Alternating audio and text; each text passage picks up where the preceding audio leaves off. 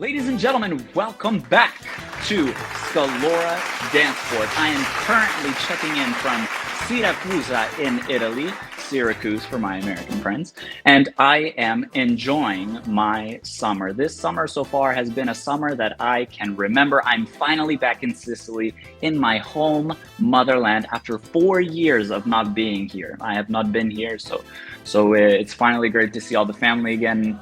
Now, in my previous interview, with Claudia Koehler, which was released today. So if you haven't seen it, make sure to check out Claudia Koehler, German Commitment, new episode.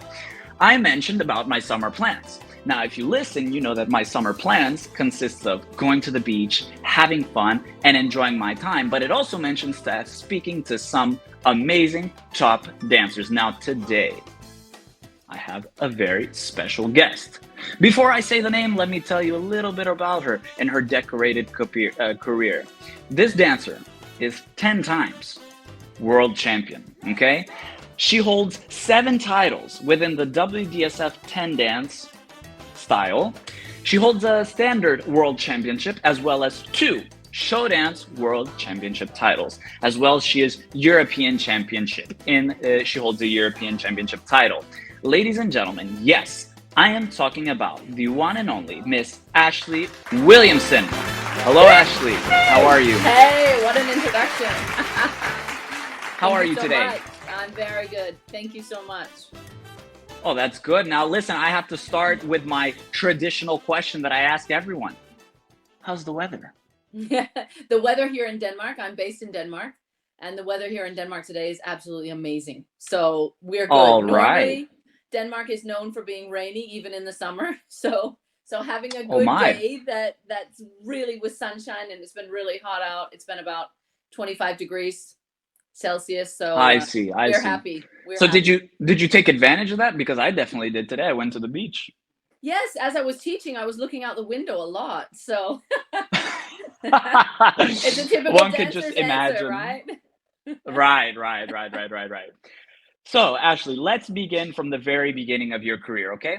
Tell me, where were you born? Were you born in Denmark? How did you begin dancing? Whoa, my, let's say, life story is a little bit exotic because I was actually born in the U.S. I was born in California. United States. Yes. Represent. I was born in Burbank, California, and my father is American. I love Burbank. Yeah. We were there with my dance partner just a few days ago. There was the Hot Ballroom DanceSport Challenge in Los Angeles, and my dance partner and I wanted to go to Burbank. Cool.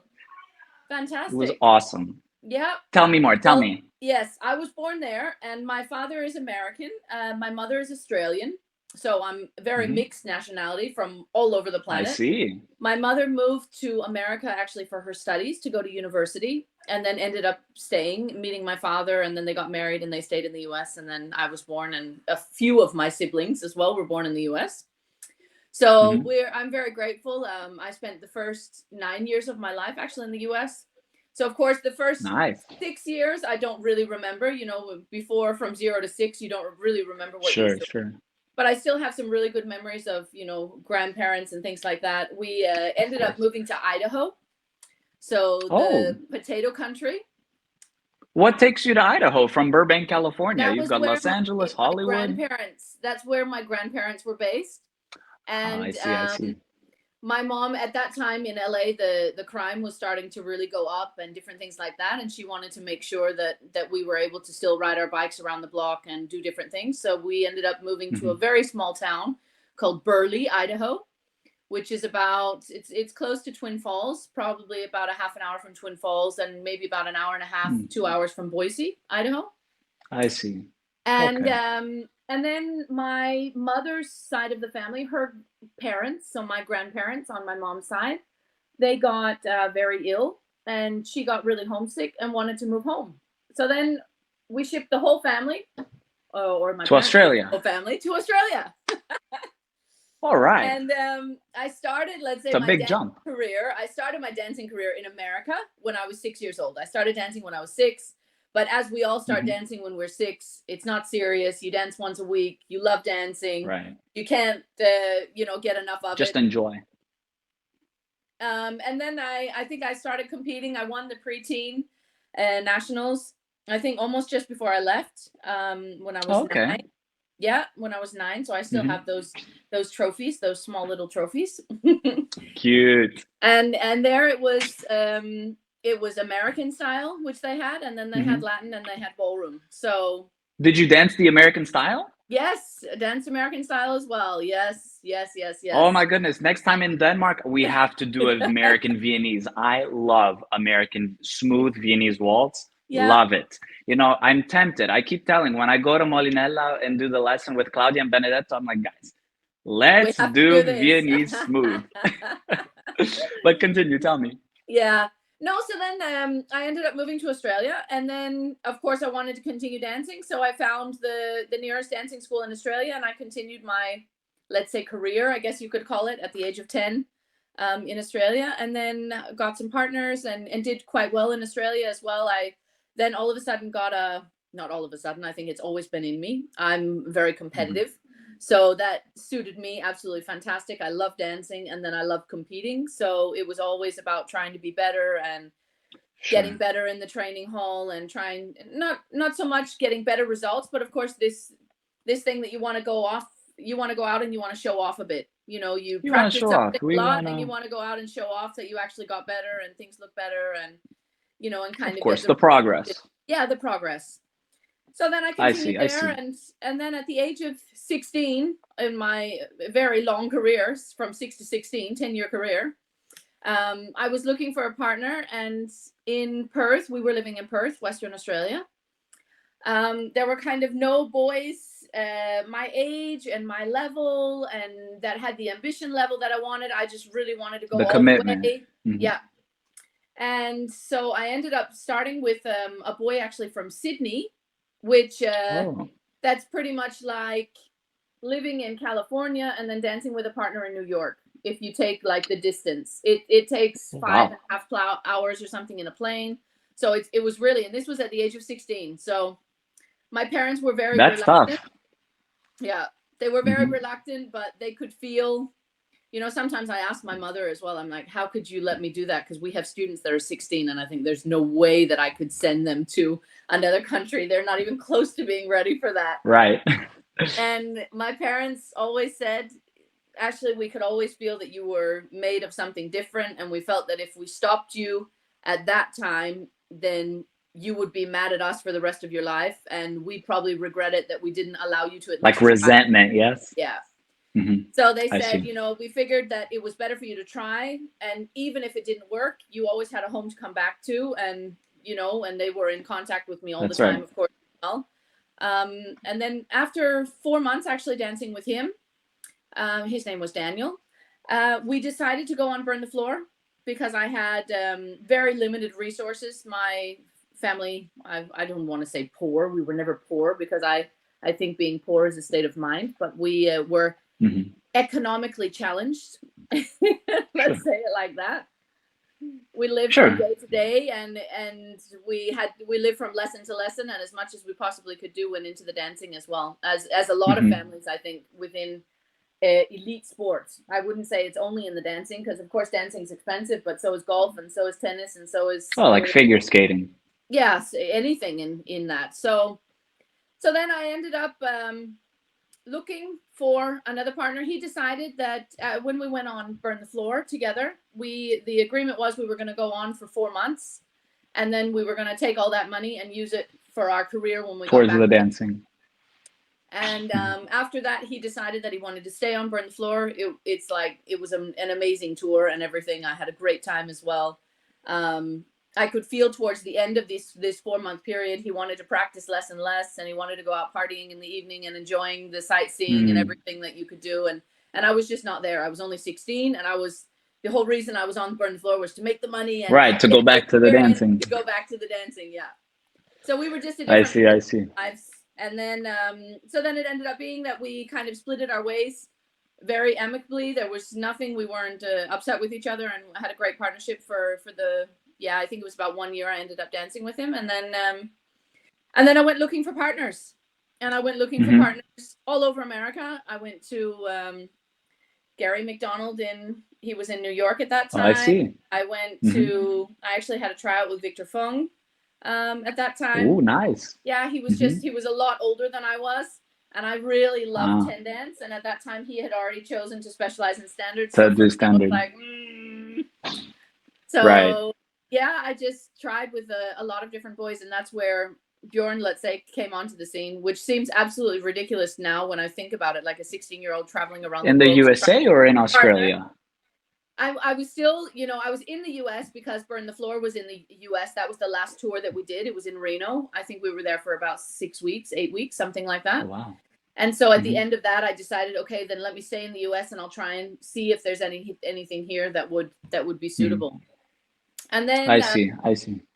Went to Blackpool and tried with a ton of partners and different things like that. And then ended up agreeing with Bjorn that I'd come to Denmark and we'd take a tryout. So... And then the rest is very nice. It's history. That's right. Yep. Well, we'll definitely discuss Bjorn in just a second. But quickly, you mentioned siblings. Let's quickly discuss your siblings. Now, we know that you are the eldest, the wisest, let's say. With your younger siblings, the wisest, yes. The eldest.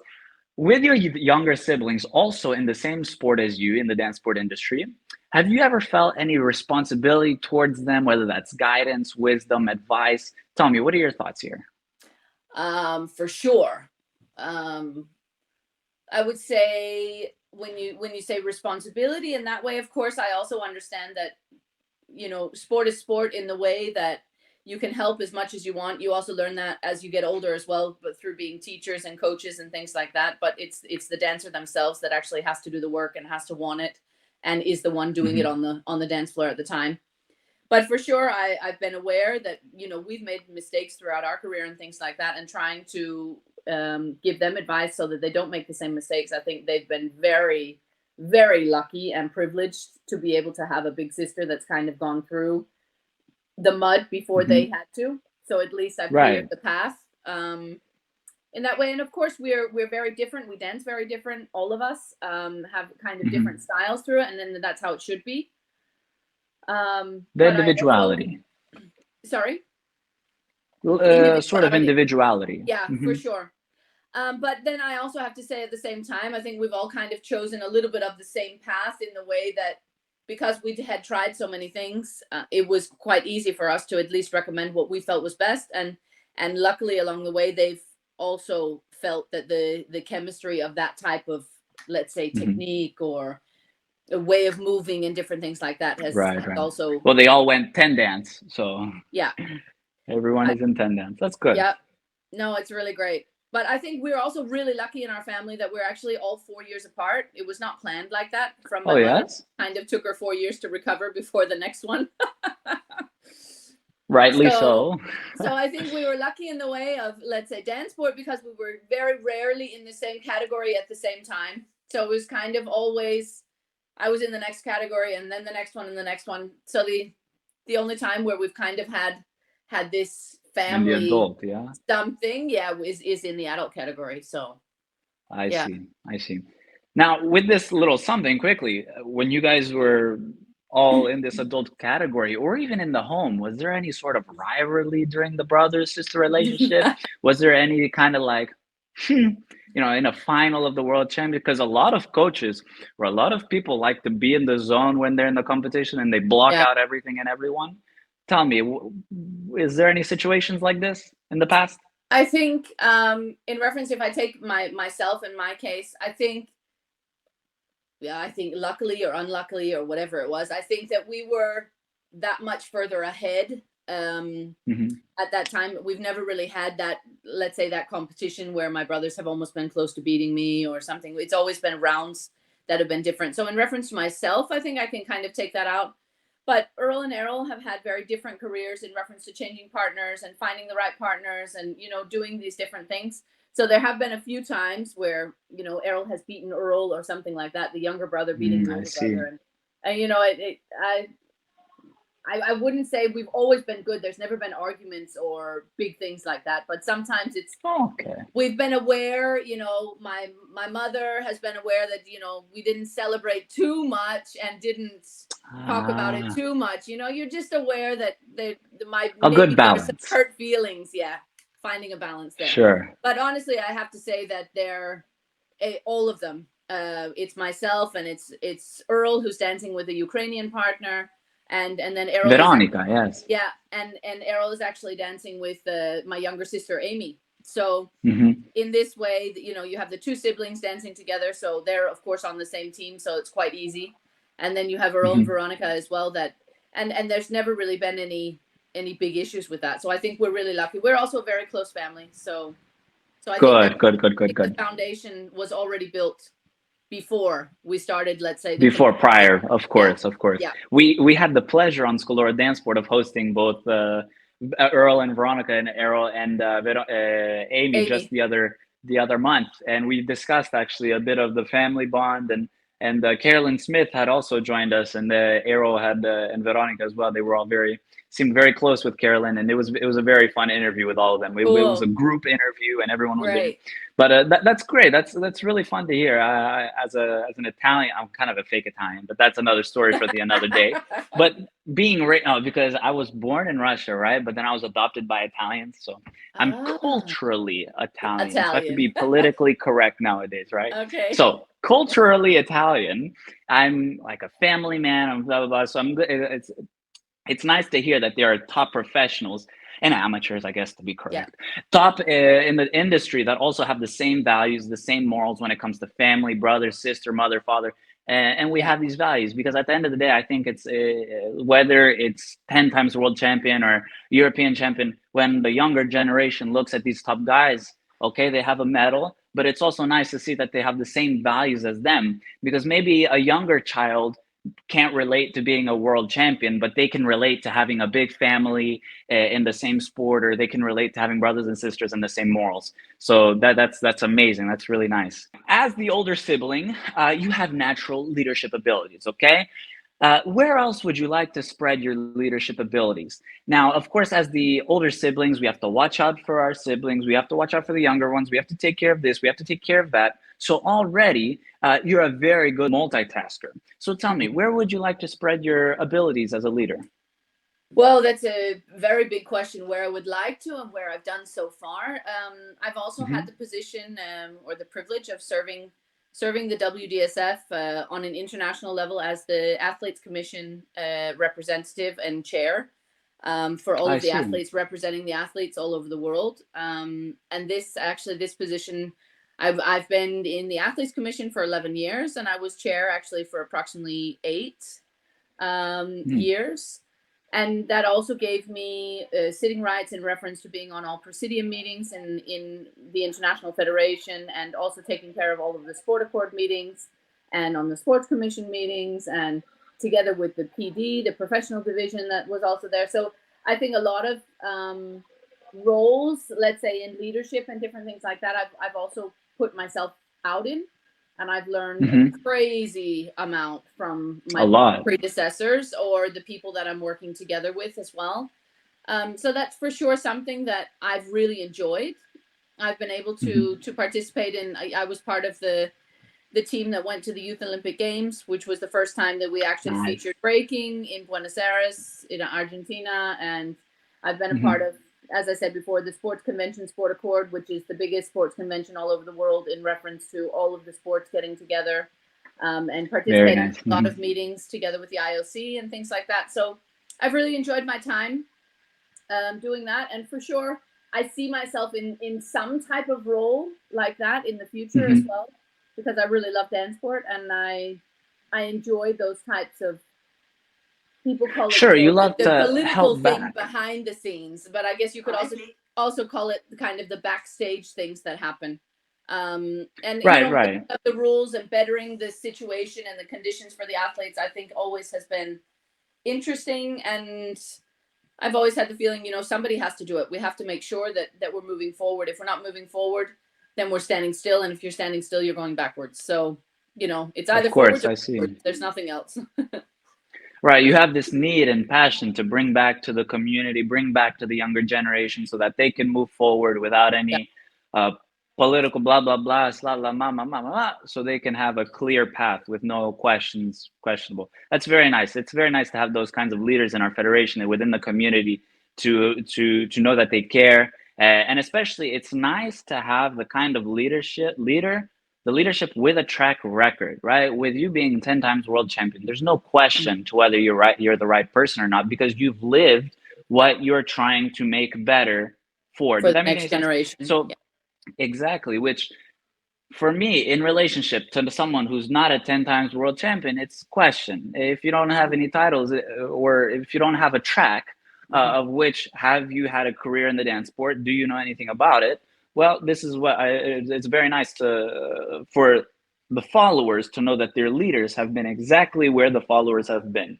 It's very nice, and gives hope, a feeling of hope to the followers.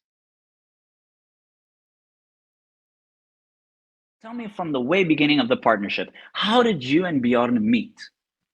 Yes. Well, of course, we met in the same way. I think all partnerships start by having a tryout.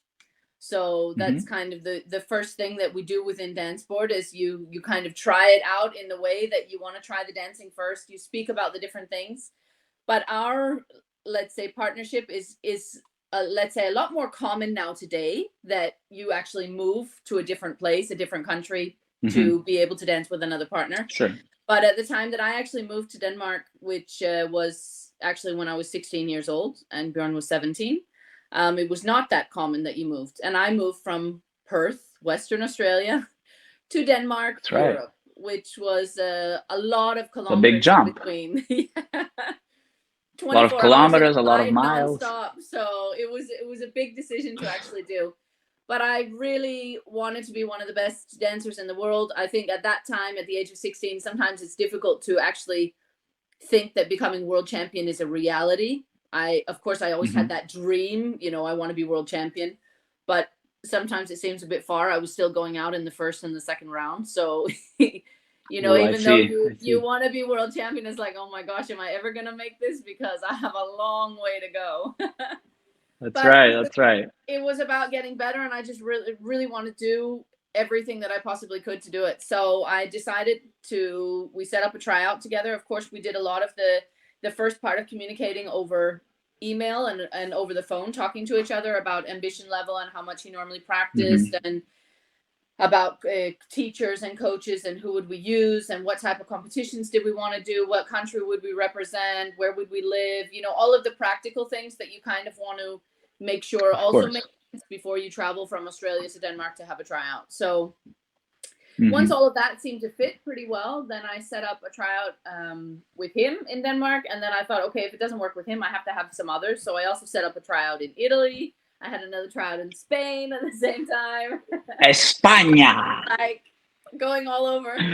And I ended up going to Denmark first, and that was back in actually 2002. So it's 20 years ago. Yeah. And then I went to Denmark for the tryout, and actually the feeling, I have to say, in the beginning was not great at all. Our tryout was not, I have to say, not good in the way that I was used to having a partner that was a little bit shorter, and he was used to having a partner that was a bit taller. So everything was a little bit uncomfortable. Like it was like not quite fitting, especially in standard. It felt, it didn't feel like it felt clicked. off. Yeah, it didn't feel like it clicked right. But then we saw the video afterwards, and it actually looked really good. And the person that was running the tryout was Olaf Jensen, here from Denmark, who's also a former world champion in 10 dance. And he said, guys, it actually looks good. Like it looks like there's potential.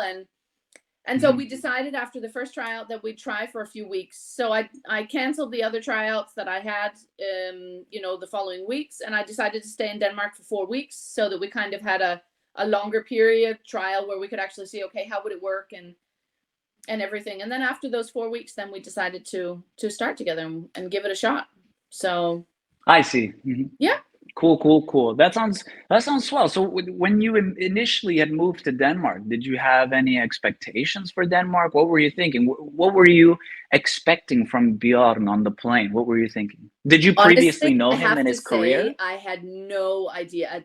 Everyone who lives in Europe, I think they have a little bit of an idea where Denmark is, and especially now within the dancing, once you're kind of a little bit more knowledgeable on the European scene, then you know where Denmark is and what it is and different things like that. But coming from Australia, Denmark, it was such a small country and everything. I had no idea what I was going into at all whatsoever. I actually had no expectations. which I think was okay in the way that when you don't have too high expectations, then it, you know, you also don't get disappointed in the way that the way it was. As but bad as that I experienced and everything I kind of read up on is that Denmark was actually used to having champions, you know, throughout the years, which is actually true. For the amount of people that they have living in Denmark, there's only 6 million people, and at least every 10 years they normally have a new world champion, which is like crazy if you think about the small amount of population that they actually have and everything. So it's still it's a really good dancing company, a dancing scene. Like, scene, and the federation is behind you, and they have a lot of different activities and different things and ways of supporting their dancers up along the way, which is absolutely fantastic. Team Denmark, correct? Is this what it's called? Team Denmark, I see. And they really did multiple. Yes, I did multiple interviews with some members of the Team Denmark, with your siblings, as well as Emanuel Valeri, Pasquale Farina, and they spoke quite highly of the federation. So it seems like a quite successful federation. Yeah, but let's discuss successful partnerships, right? So once you begin accumulating and decorating your career with all these world championship titles, European titles, Grand Slam, tell me, after these years, what makes a partnership successful? Now, whether it's one thing or components, what would you say, whether it's therapy, psychiatrist, open communication, all these different things, what would you say is key? Of course, it's never any one thing.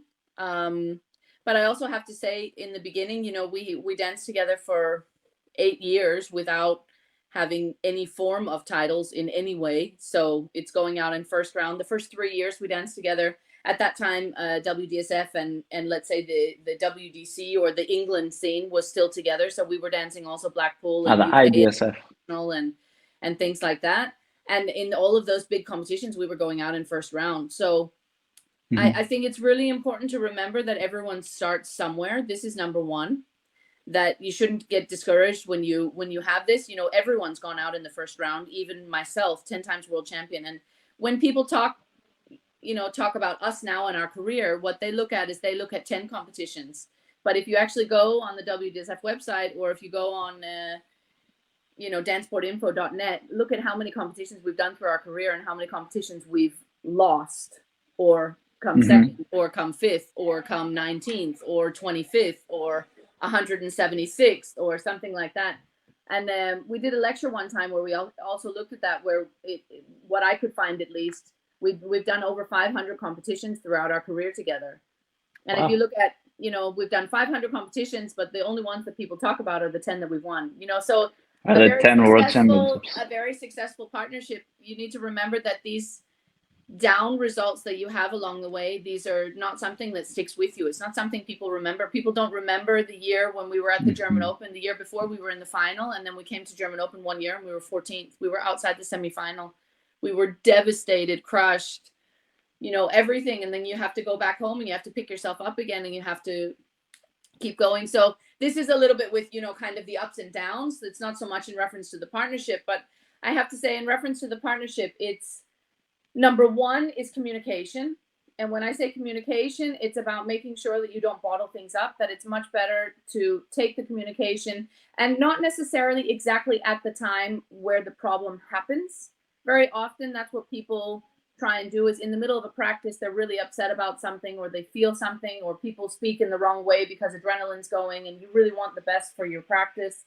And then they try and take that discussion at that time. What we learned was you always need to be in a neutral state in order to have a proper conversation and discussion about something. Otherwise, you automatically go into defense mode. And when you go into defense mode, you actually don't listen and you're not willing to change anything, because you're always just defending the reason why you acted the way you acted.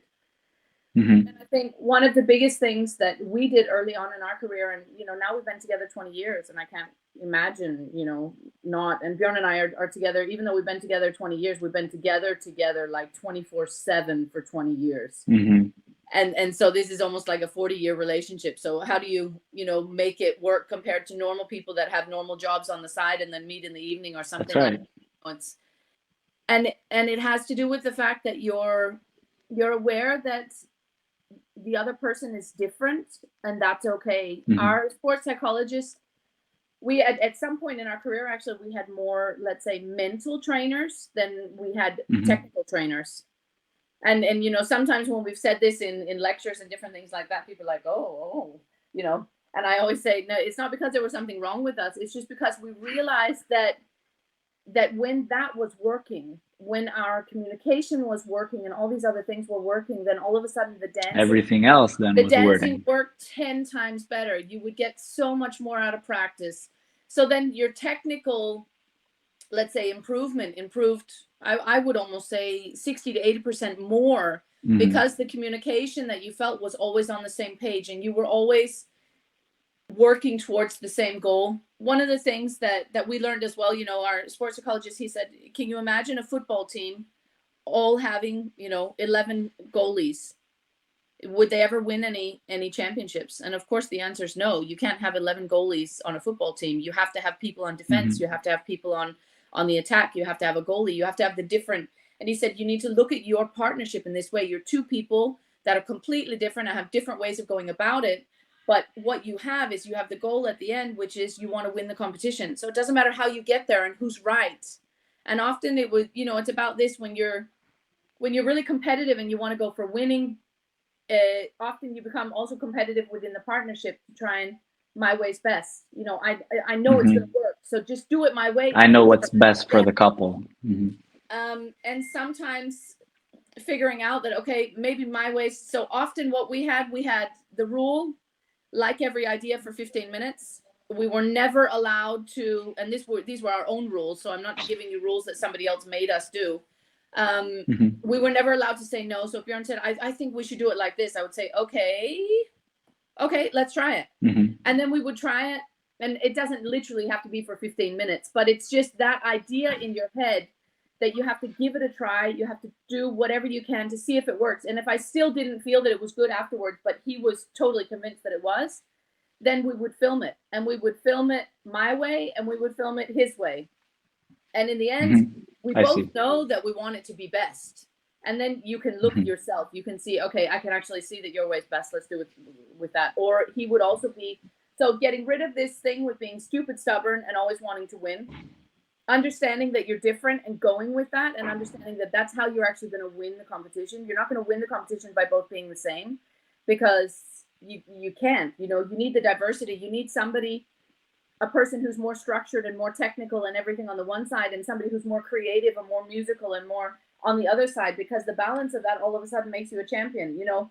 And often we get really upset because why can't you just be more structured? We need to do like this and this and this, and then it's much easier. And the other one's like, no, you're losing the flair of what we need to do. And, you know, but if you actually allow yourselves to mix them and say, okay, this practice today, it's yours. Let's just dance. Let's see what we feel. Let's do. And then tomorrow, let's go back to our technique, back to the rumble walks, back to figuring out exactly what we're doing and what order and coordination we should be doing it in. And the combination of that is the key. Excuse me. I'm very glad you mentioned that, because as you were speaking, it reminded me 100% of my dance partner. I love her to death. She's amazing.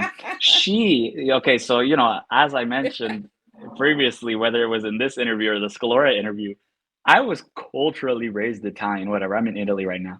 So I'm a pretty fun guy. But as you know, Sicilian men can be quite stubborn sometimes. Yeah. But anyways, I love being, actually, my coach, Vladimir Karpov, is always calling me an artist, because I get too creative and then I change the choreography and change the counts. But my partner, she's Bulgarian. So disciplined, very structured.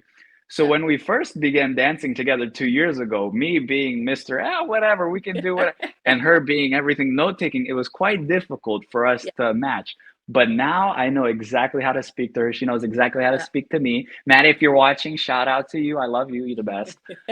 So now we have an amazing partnership. I travel the world with her. We went to Israel, Romania, Los Angeles. And I'll agree with you. The main thing for my awesome and beautiful dance partner is the communication. When we fix that communication, bam, we have the best partnership in the world, because I would never change my partner for anyone. Never. She is just the best. And I have amazing communication with her. We have, in our practices, honestly, I'm going to take a little bit of professionalism out. We can loose and have a little bit. our practices, you could film our practices and they could go on Comedy Central because that's how funny they because are. they're fun. So if somebody recorded them, we have Yeah.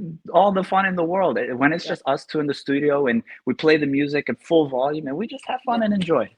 Yeah. But let's move on to our now. If we look at a lot of the top couples nowadays, whether it's Cristina and Marius, Gabriele and Anna, Dimitri and Olga, all of their partnerships have lasted over 10 years currently to this day. So many of the English have subscribed to the idea of you must be together for 10 years to have a truly successful partnership. Do you agree with this statement? In principle, yes. In principle, yes. I would say there's no shortcut to success. And I think that's within anything. Now, when you say, like within DanceSport, we have the partnership. But if you were to say business or something like that, I think it's also the same. It's going to take you 10 years in your company to become really successful at what you're doing. And I think it has to do with the fact that you have to learn, as you also said before, now I know how to speak to my partner. She knows how to speak to me. You know what button to press if you want to piss her off. You know what button to press if you can feel she's stressed at a competition. You feel, okay, I need to do something now to regulate her let's say tension, emotions, or thoughts, something like this, to be able to make sure that we have a good day today. You know what you need to say so that she feels like a queen going on the floor, and you know what to say in order to make her feel like a vagabond. You know, so it's having these this communication and this connection and this chemistry with your partner, whether you're together personally, privately, or not. It makes no difference. So I think having a partnership for 3 years, I know some couples have gone in and done it.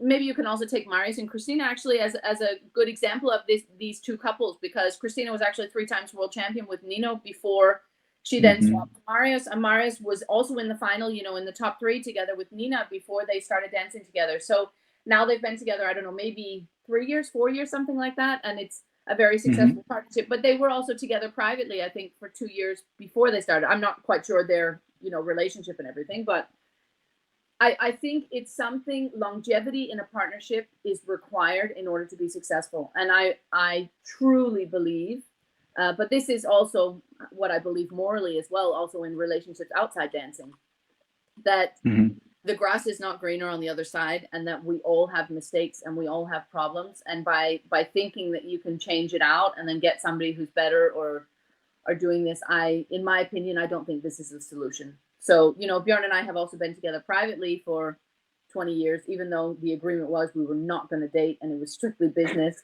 And I had a talk with his mother at the age of 16. I just think it's absolutely ridiculous. I was like, just so you know, I'm here to dance. And if your son wants to be together with me, it's not going to happen. And I was very clear, but that lasted 3 months. So, yeah. I mean, 3 months? Yeah. So I guess as I thought I was, but you know, it's love at 3 months, not at first sight. I wouldn't even say it, you know, love and that type of thing, but it's about this common respect for each other. And I think within the dancing, for me, it's always been along the way. You know, when people came in and they were like, you realize you could get a much better partner in Latin, or you realize that you could get a much better this or that, and I've had a lot of offers from boys that were of a higher level result wise than what we were at the time, where I think often girls jump for that, or guys jump for that, where it's like, whoa, that's a quick way to jump 20 places, you know, on the ranking.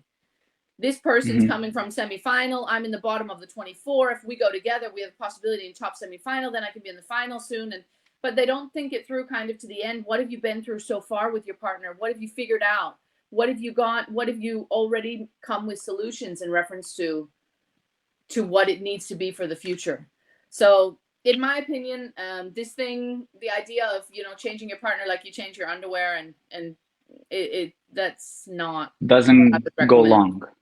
And I think, you know, if you say 10 years, I understand it's a long time. It's like, oh my gosh, 10 years. But I think it's about saying that you need to find a partner for longevity. You know, you need to find a partner for the long haul, somebody who you can be friends with, have good chemistry with, have fun with, and learn, you know, the ups and downs, so that you're able to experience things together. Because this is, you know, this is what the amazing part of the journey is. It's not in the end, you want to stand with the title. Yes, you do. I'm crazy proud of the titles we won and everything, but I wouldn't trade those, you know, those memories and all the fun practices years and the training camps. I see. It's priceless. It's priceless. It's really priceless. It's the experiences you have along the way that are priceless. Even the bad ones, you know. I think we never improved as much as we ever did until we got really bad results, because you really go home and look at yourself and it's like, okay, what am I doing this for? Who am I doing it for?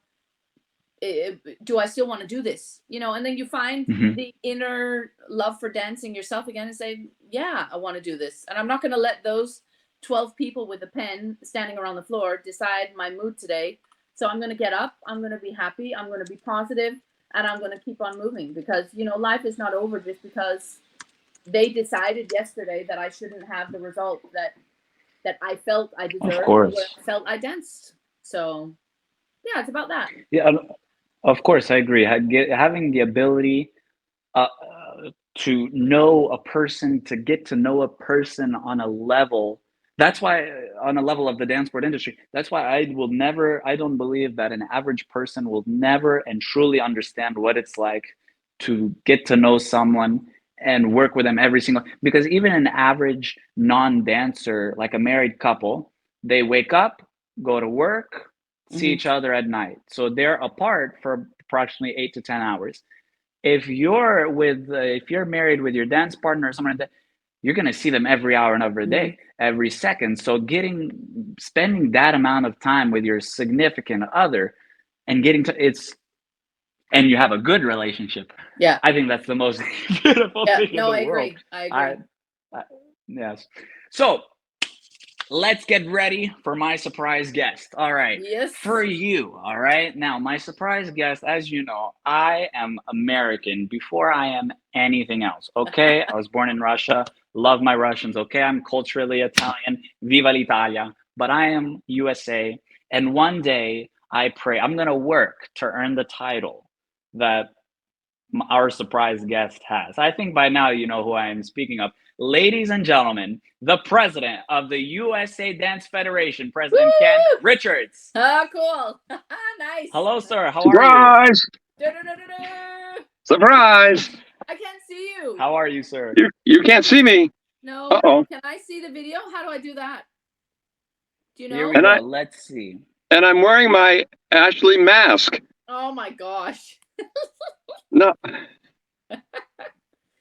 Is it? Here we go. How is it now? I just turned myself off. That was not right. Are you on the iPhone or on the computer? I'm on the iPad. On the iPad? Oh, there All he right. is. We will There edit. he is. There he is. Okay, start again. Hello, hello. Surprise! Surprise! Cool. Yes. What a great interview. I've really been enjoying hearing all of these things. I've known Ashli since she was 3. No, I have not. But this is, yeah. I think the first time that we met was probably, when she stepped up into a position on the WDSF Athletes Commission, where she moved from being the secretary or second person with that position with Zorn. And she made an amazing presentation, and it was probably 2013, but I could be wrong on the year. I don't know. You're about right. But it was great, and well, there we are together at one of the WDSF events. And I always try to stay close to Ashli because, first of all, notice who's wearing color. Yeah. There it is. Right. Yes. So exactly. Ashli understood the meaning of standing out in a crowd, like a true champion. And yes, I think the next slide is the actual first time I saw her present, and I snapped this picture and I thought, wow, this dancer knows what she's talking about. She's going places. She knows how to represent the athletes. And it wasn't long after that, I think that there was some shuffle in the positions, and Zorn had stepped down from that, and she moved up into the president's position and supported by the athletes ever since. And it was kind of fun. I shared this picture with Alessandro, and he immediately wanted to know what happened to some of those things. There we are, having a good time in Spain, I think, probably at one of the dinners. Yeah, And in Barcelona. Yes. yeah, and again, I always try to stay close to Ashli because she made me look good. So so much, Ken. Right back at you. No, I think we always hit it off from the very beginning. You're right. We've been at so many meetings together and have a lot of the same points of view because we just want dance sport to flourish and grow and do the best for the dancers and, you know, for the organization in itself, for the not only the athletes but the organizers and the judges and the everything, so that we are all having great lives. So yeah, no, I really appreciate your work. You've been president on and off for I think 30 years or something. It's just crazy. Feels like it. Yeah. Yeah, no, but it's, you know, it's only with people like yourself that actually take these positions, which are voluntary positions where you don't get paid for, and you do a ton of work, and people don't really say thank you afterwards. They complain about the things you forgot to do or you could have done better. So it's I'll stand and I'll say thank you very much on behalf of the athletes. Well, you're welcome. Thank you. I'm pleased to do it, but this is all about you. So what else can we do that we can surprise Ashli with? I don't know. We need to bring her. You've lost control of this interview. Go ahead. That's right. I'm enjoying, but sir, I think we need to bring her to the States. We need to bring her back to her homeland very soon. What do you think, sir? I think that's great. Idea. Actually, I think that was the last time that we reconnected face to face when she was at our national championships in Utah, cheering on her brother at the time. And 18 or 19. Yeah. Whenever that was. Oh. And she came here, and it was great to see her at that time. But of course, then COVID has kept all of us away from face to face meetings. Mm-hmm. But yeah. Looking forward to connecting with her again. For sure. And the work she does for dance sport. Will do. Well, sir, thank you so much for dropping by. I do appreciate you stopping by and helping us with making this an interview a lot more crazy and fun. So thank you so much, sir. Thanks, Ken. You're welcome. Take care. Good to see you again, Ashli. Thank you. Yeah, thanks so much. We'll stay in touch. Bye-bye. You bet. Okay. Now, we mentioned you practicing your leadership skills, but now I'd love to discuss your training skills. Tell me, how did you balance a 10 dance career? There's a lot of 10 dance couples that are successful, like yourself. I can mention Luca Bussoletti, 2 times world champion within the 10 dance division. My Canadian friends, Antonetta Popova and Anton Belyaev, 10 dance world champions. Tell me, what did your training consist of as a 10 dancer? I think for sure for us, and I don't know if I can speak the same for the others. Okay, I think maybe Anton and Antonetta, also, at least that was the impression that I got. We traveled a lot with them as well to different competitions and things like that. But in order to be a great 10 dancer, you really have to prioritize both the standard and the Latin. And I would have to say all of your career. Even at the time where we decided, after we had become 4 times world champion in 10 dance in amateur, and we decided that we wanted to let's say focus on the standard part of it, we still practiced Latin. Mm-hmm. We didn't go because we had the dream that one day when if we wanted to turn professional or whatever our career was going to happen, we wanted to make sure we kept that door open. So we were actually still able to dance Latin, because of course it doesn't make sense that you stop practicing for 3 years and then you think you can go back and do it. Then it's just an embarrassment for yourself. And sometimes I feel with couples that try and do 10 dances, they focus completely on one style and then they think, oh, we can just do a little bit to make it look okay. And there we can get a decent result in 10 dance. In my opinion, 10 dance is a style for itself.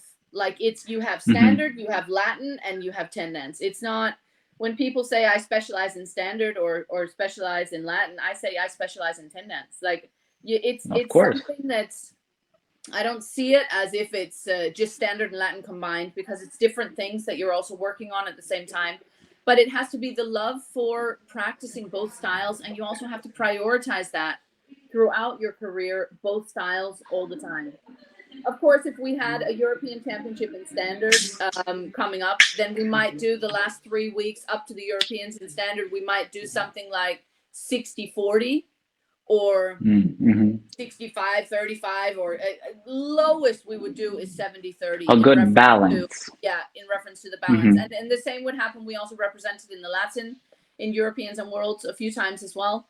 And we would do the same for that as well. But as a general thing, often what I feel is that some 10 dancers, they feel better in one style, and therefore they practice a lot more in that style. And therefore, in the end, they end up stopping 10 dance because it's no longer fun. We know how it is. You know, if you don't feel improvement in a style for a long period of time, it also gets a bit boring, and it gets a bit, you know, you start looking for problems, and that's where all the arguments happen and the discussions together with your partner and things like that. So for Bjorn and I was really happy throughout all our career that we had the standard and the Latin, because every time the standard got boring, the Latin was exciting. And when this Latin got boring, the standard was exciting. So we kind of always used it to balance the fun of what we were doing at the same time. Sure. So I would recommend that actually, as you've written it, how did you balance? It was exactly that. We balanced it. We made sure that we did equal, that it was not, you know, 90-10 or something like that. Sure. Of course, that makes sense. Another benefit of doing the 10 dance, right, is also financially beneficial, correct? Because you have the aspect of teaching the Latin and the standard. But then I would say in the opposite way, then you're throughout all your career, you have double the expenses. So I'm not sure in the end that after the 10 times World Championship, then it's beneficial. Then it's nice. Yeah. No, but it's true. You know, I also love that as well. I love the fact that when we're teaching, you know, I teach just as much Latin, if not more Latin, than I do standard. And so it kind of has to do with, and we have great couples both in standard and in Latin and in 10 dance for that. I see. Yeah, so I honestly, I think it's great, but it's also because that was a path that we chose many years ago, that we decided, no, we really want to be good in both. And I think also I'm sure that's why also we were as successful as what we were, with the 4 titles in the amateur, which nobody had done before, and the 3 titles in the pro, which nobody had done before. So, you know, it's some of those things, because the years of practicing both styles, you know, it catches up to you. The other couples have difficulties gaining all of those hours of practice. When you've gone through those thousands of hours of practice, it's difficult for somebody over 2 years to think, okay, now we can do it, you know. So it's something that takes time. Yeah, of course. Now, if we discuss a little bit about athletes in general, and we discuss maybe a dark time in your career, tell me. Now, of course, we know all athletes have their low points. I think everyone, whether athlete or not, everybody has low points. Tell me, at your lowest point, whether that was during career, professional, how did you continue to push and fight for the decorated career that you have today? What kept you going to be able to do this interview with Scalora DanceSport? You know, it's a really good question as well, because exactly as you said, we all have these, let's say, these low points, and it's through life. You have it through life as well. Sometimes you just get kicked down and you think, I thought I was just getting myself on top, and then all of a sudden something happens, maybe financially or health-wise in the family or something like that, where you just feel like you just get winded again, and it's like, why, and what did I do wrong, and what should I do different, and you know, these different things. I think it's as a general thing, we believe very much in we call it mind doping. You know, it's like it's okay, safe sport, don't worry, safe sport, we're okay. It's taking your mental state like really seriously, in a way that, you know, when you have these results, we have a ton of morning motivational speeches, and you know, these small things actually that you can get on YouTube, and you can just join in, and we have some that are just absolutely fantastic, and you put them on in the morning as soon as you wake up, when you're ready to get in the shower, and by the time you get out of the shower, you're ready for the day, and you've forgotten about the fact that what happened yesterday, and you remember that it's about getting up more times. It's just getting up one more time than you fell down. You know, that's the key to it. And there are a lot of these. We had one time, we had been winning everything in Denmark in the amateur in 10 dance. We had also another very good couple behind us, but they had never beaten us and never been close to beating us. And we were the ones who represented at Worlds and Europeans and, you know, all these things. And then we come to a Danish championship and we lost the Danish championship, and we lost it like big time, like 9 dances. We lost 9 dances and only won 1 dance. And we knew we didn't have the best preparation, but we were like in shock, and we were thinking, what is going on? And, you know, all these different Oh things. my. We went into the studio the next day, and somebody who was actually practicing for Dancing with the Stars was in the studio as well, like one of the celebrities. And he was a speedway driver. His name is Ole Olsen. He's also a Danish person. And he's 8 times a world champion in speedway, which is like a huge decorated career. And he could see that we were upset, and he was like, what's wrong with both of you? You know what? You look pretty down. And we were like, we just had the Danish championship this Saturday and we lost like for the first time. So we're just a bit, we don't really know what we're doing and where we're going. And he said, you know what? You have to get used to that. And I was like, what? Get used to that? He said, I've represented at 22 different world championships and only won 8 of them. So you lose more than you win. So get used to that and move on and go on to the next one. And, you know, it's different comments like that along the way where it puts things in perspective, where it's kind of like, I guess it does, yeah. He gets it. He got that thing that, yeah, you're really upset, but get used to the fact that you're going to have these down things. And it's just a matter of, that was Saturday. Now it's Sunday. Get back up on the horse. Keep riding, because, you know, and sometimes also our sports psychologist also asked, I was like, what's going to happen when we went for the 4th time going for world champion? You know, nobody had done it before. And there were a lot of people that were saying, oh, you shouldn't do it. You shouldn't try, because if you try and you fail, then it's just, you know, it's only downhill and different things like that. Mm-hmm. And, you know, and before that, we were also thinking to ourselves, yeah, but if we don't try, you know, then you don't know whether you actually right or you didn't. For the Michael Scott fans, you miss 100% of the shots you don't take. Correct. Exactly. And so it's those types of things that I think along the way you have a lot of small things that people say to you, you know, quotes, and honestly, I have to say this thing with mind doping in the way that you make sure that you only fill yourself with positive. You know, it's called PMA, positive mental attitude. You know, it's about, and it's not about making everything's so wonderful all the time, and the flowers are always growing, and that's not realistic. Yeah, you can still look at things and say, okay, that was shit, you know, and I really feel bad about it. What can I do to fix it? Yeah, but our sports psychologist, he told us before that 4th world championship, he said, what's going to happen Sunday morning if you wake up and you've come second? What's like that's the worst case that can happen. You wake up and you come second. We were like, yeah, we'd be so upset, and, you know, it's difficult. But he said, are you gonna kill yourself? You know, are you gonna cut your wrists? Are you gonna? We said, of course not. Said, so really life goes on. So it's just another competition. And of course you'll get over the disappointment after some weeks or something like that. So the worst that can happen is you're disappointed. The best that can happen is you tried, you did everything you could, and you won it. You know, so it's sometimes it's about that as well, that you need to remember that it's just getting back up on the horse again. It's I see. And it's different, you know. Yesterday was yesterday and today's today. You can't taking every day by day and making everything a game.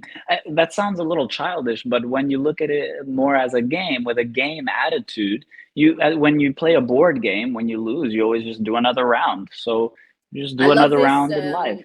Kobe Bryant, God bless. He said one thing as well. He said, you know, I don't believe in failure. It doesn't exist in my vocabulary. And I was thinking that's okay, but it still is there, you know, and what? And then he said, let me explain. He said, failure is the only time when you don't get up again. So he said, for me, failure only happens the day I die. If I've tried something the day before and it didn't work, and then I die the day after, okay, then I failed at that thing. But he said, as long as I'm still trying, I haven't failed, because it's still work in progress. And I thought that was so clever, you know, to think that actually it's impossible for us to fail unless we're 6 feet under, you know, unless we give up to try anymore. Then it's not a failure. Then it's just part of the process, you know. And then I see. So then it's something that's procedural, and it's something that you can work through, and you can be better at, and you can learn from, and you can do these different things. There are no failures in life in that way. It's just a matter, you know, it's a stepping stone, and sometimes it's hard, but it's part of life. So yeah. I'm gonna cue my secretary, because I'm gonna bring my secretary in here for just a second. But what I've done recently is I'm really into reading psychological books. And the first book I read is called QBQ, which stands for The Question Behind the Question. And this book discussed, long story short, if you got a situation, you got two options. You're gonna cry about it, or you're gonna do something about it. And what this book taught me was, instead of finding a way to blame others or blaming yourself, because you don't have to blame yourself, things may find a way to fix it. Say the phrase, how can I fix this, right? So if I'm a 10 dancer and I'm doing 90-10, well, try to do 70-50, as you said, 50-50, 8, find a balance. When there's a situation, you either fix it or cry about it. Granted, okay, life may not be so black and white like this. Of course, maybe there are complicated situations, but at the end of the day, it's, I guess, the attitude, the game attitude that we have to, how we go about that situation. And then the second book I'm reading, which Anna read it too, I'd love to get her thoughts on it in just a second, is basically a book that discusses what is the title? How to Win Friends and Become an Influencer. Here's my secretary, Anna Najarian. How to Win Anna, can you Friends discuss and this book people, with us? I think. Yeah, How to Win Friends. Dale Carnegie. Yeah. Actually, I just wanted to say, when you were talking about failure and how that's never, there's no such thing as failure, I literally got goosebumps all over, because that's something that, like, I also believe in 100%. I think like, failure is just basically how you define it, and if it all depends on your definition and what you kind of perceive of that. And so about the Dale Carnegie book, How to Win Friends and Influence People. That book is one of the books that helped me the most in my life. Because it helped me realize that, like, okay, like, things can go wrong, but, like, how do you recover from them? And it's 100% true that if you choose to, like, lay down and not get up, then that's considered failure. But if you push yourself back up and you have the will to keep on going, then that makes a huge difference. So. Have you read the 100%. book from Napoleon Hill, The 17 Success Principles? No. I'm gonna write this down. Write it down. Write it down. It's brilliant. Napoleon. I'm sorry. What did Napoleon you say? Hill. 16, 7. It's 17 Napoleon. Success Principles. I might have heard of it. 17. Like, we live by these principles. It's like such an amazing idea. For example, the very first point that he has is PMA, is the positive mental attitude. You know, he says you can't have success within anything in life. And this is, you know, related to sport, related to business, related to your relationships. Point 9 is enthusiasm. If you don't have enthusiasm for what you're actually doing, some of the things.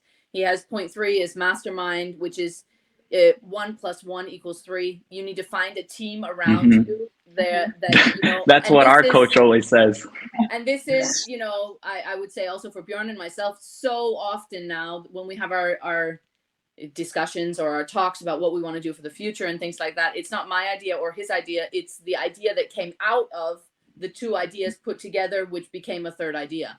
And that's when you find that you really, and that's what you need to have within dance sport, within your team. And when I say team, it's like your coach, and if you have a sports psychologist, and if you have we had sports psychologists, we had a physical trainer, we had a dietitian, you know, things like that. You have these experts around you that are the best in their fields. But in order to get it to work, you need to make sure that they work together in a way that you create something that's more than just 1, 1, 1, 1, 1, 1, 1. You know, they need to be able to feed off each other. And we felt then our dietitian, she was really good at talking to our physical trainer, so that the physical trainer was able to make sure that they did the plan that fit with where we were going at that time. If we had to lose weight, then she made sure that the plan, that she wasn't killing us so we got injured and things like that. And one of the things I think, looking back on our career, that we were very good at was not getting injured. We didn't have to pull out of any competition at any point. That's not true. There was one competition in Germany, but I think approximately 10 couples pulled out because they decided to put some type of lacquer on the floor for the television to make it shine. And it was so slippery, and Bjorn actually fell and his knee went out, so we had to pull out of the competition. But like, that's the only time ever we've never had to pull out of a comp because of injury or anything like that, because we've been really good at making sure that things work. So read that book if you guys are into these type of personal development. Then oh my gosh, yeah, 100%. We're definitely going to leave a link in the bio for sure. Well, Ashli, let me thank you for hanging out with us this past hour. We've truly enjoyed all this information that you've given us. We love the fact that we're finally able to bring an American with these titles here. You know, the world knows you as Danish, and okay, you won the titles for Denmark, but you are an American beauty at heart. Okay, so Ashli, thank you so much for spending some time with us on Scalora DanceSport. Have an amazing rest of the day. Thank you so much. All right.